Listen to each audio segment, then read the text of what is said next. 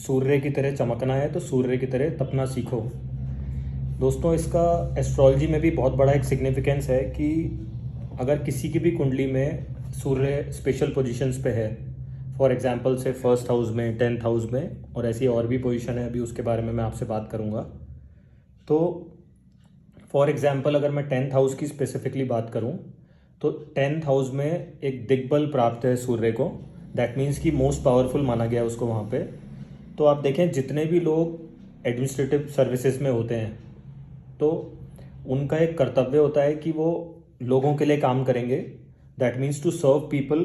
तो 10वें घर में जब भी सूर्य होता है तो ऐसे लोगों को ये हिदायत दी जाती है कि आप कोई ना कोई ऐसा जॉब ढूंढें या एडमिनिस्ट्रेटिव सर्विसेज में जाएं जिसमें you work for the people, by the people, उन्हीं के इर्द गिर्द आप घिरे रहें, और एक होता है ना कि स्पेशल सर्विसेज आप लोगों को दे रहे हैं।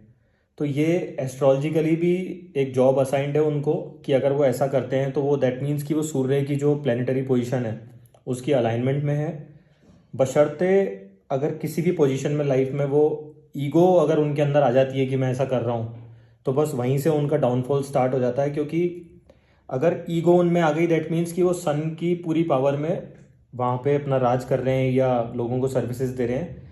लेकिन अगर मैं एस्ट्रोलॉजिकली बात करूं तो 10वां घर जो हमारी कुंडली का होता है वो शनि का है। दैट मीन्स कि अगर सूर्य वहाँ बैठ गया तो उसको शनि के लेवल पे आके, क्योंकि शनि आम लोग हैं, लेबर क्लास है, तो उनके लेवल पे आके उनको सर्विसेज प्रोवाइड करनी है, so that both the planets are in alignment to each other. तो उससे एक बढ़िया जॉब भी चलेगा उनका, और जो भी काम वो कर रहे हैं उसमें एक 100% वो तरीके से अपना आउटपुट दे पाएंगे। प्लस 10वें घर के सूर्य में क्या होता है कि ये इसकी जो पोजीशन है इसमें मेंटली बहुत स्ट्रांग होते हैं पीपल। तो लोगों के लिए अगर ये लोग कुछ भी डिसीजन लेना है तो वो डिसीजन मेकिंग बहुत ही अच्छे तरीके से ये लोग ले सकते हैं। और आपने देखा हो ना कि जैसे कुछ लोगों की कुंडलियों में अगर सूर्य लगन में बैठा है तो उनका ग्लो ही एक अलग लेवल का होता है।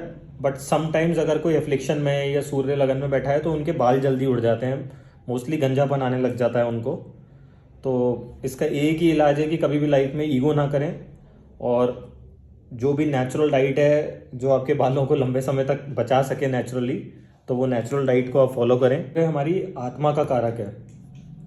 तो अगर सूर्य नेचुरली भी 5th साइन दिया गया है सूर्य को, तो अगर ऐसा देखा गया है कि सूर्य अगर अश्लेषा नक्षत्र में जाता है किसी का, तो ऐसे लोग माइंड गेम्स बहुत अच्छे खेलते हैं। और एक होता है ना कि कोई भी सरकारी उसमें इनको प्लानिंग के अंदर भी लिया जा सकता है, क्योंकि माइंड से इतने शार्प होते हैं कि डिप्लोमेटिकली ये लोग हर चीज़ को हैंडल कर सकते हैं। तो वो इनका एक प्लस पॉइंट भी है। लेकिन अगर मैं रिलेशनशिप्स की बात करूँ तो अगर किसी भी रिलेशनशिप में आप माइंड गेम लेके आएंगे दैट मीन्स कि वो एक कारक है कि वो रिलेशनशिप आपकी स्पॉइल कर सकता है। प्लस अगर किसी भी जने का कुंडली में सूर्य उच्च का है तो आप उसके बात करने के तरीके से, उसके हाव भाव से, या किसी भी अच्छे एस्ट्रोलॉजर को आप कुंडली दिखाते हैं तो वो आपको गाइड कर सकते हैं इस बारे में। बस इसका एक सिंपल सी रेमेडी है कि आप कभी भी लाइफ में ईगो नहीं लेके आएँ, क्योंकि अल्टीमेटली ईगो आएगी तो आपका पतन निश्चित है। जिस भी इंसान ने आज तक ईगो करी है वो कभी लंबे समय तक कहीं भी सस्टेन नहीं कर पाया जिस भी पोजीशन पे वो है।